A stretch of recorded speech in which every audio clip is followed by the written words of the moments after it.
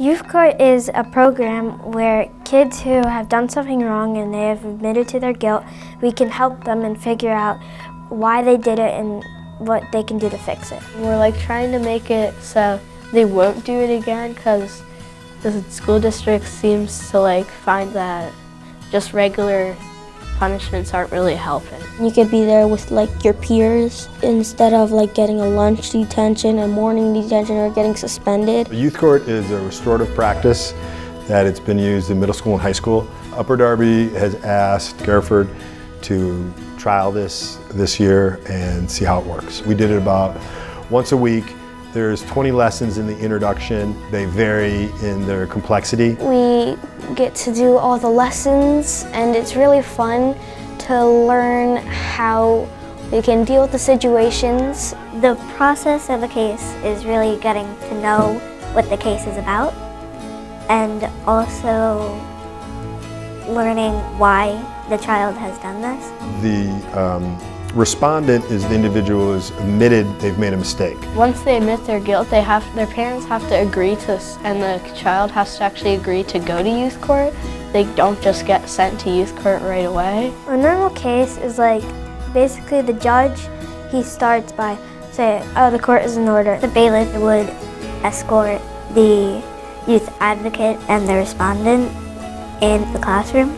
The youth advocate is always defending the respondent, and the bailiff reads the facts of the case. When the bailiff tells us to stand, we put our right hand, and then we all do like our pledge. In the script of youth court, what happens in youth court stays in youth court. It doesn't go out to the recess yard. Swear or affirm that everything I see or hear,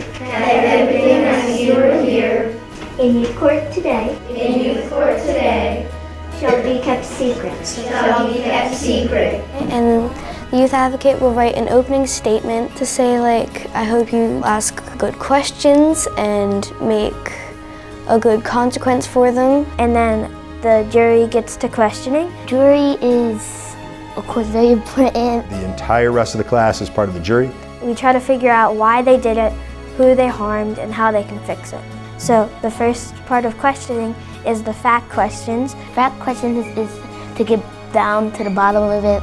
And then we move on to the harm questions. Who was harmed in the case? And then to the fix-it questions. And the fix-it question is the consequence. What are you gonna do to fix it? They really, at the beginning, the first few mock trials, they stuck strictly to the questions on the sheet. We have a paper that has questions on it, and some of us don't really use it. We have our own questions. They've learned how to adjust the questions to the situation, and they've done it enough that they know the process. Since we're getting used to youth court, we don't really use that paper. Sometimes we bring it just in case we can't decide on a question, but really we don't use that paper. The judge is like the king of the youth court.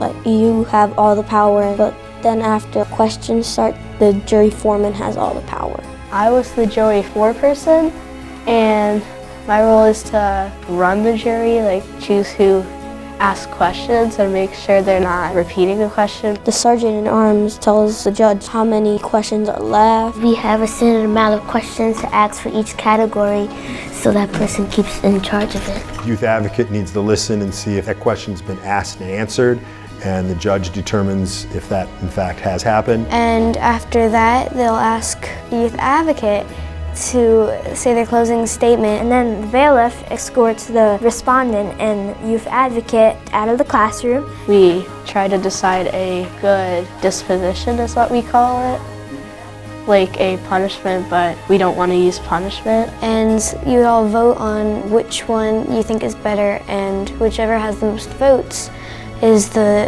one that they will get to them. And then we escort them back in, and the jury foreman tell them what the disposition is, and then the court is over. We've gotten to the point where the trial is pretty smooth.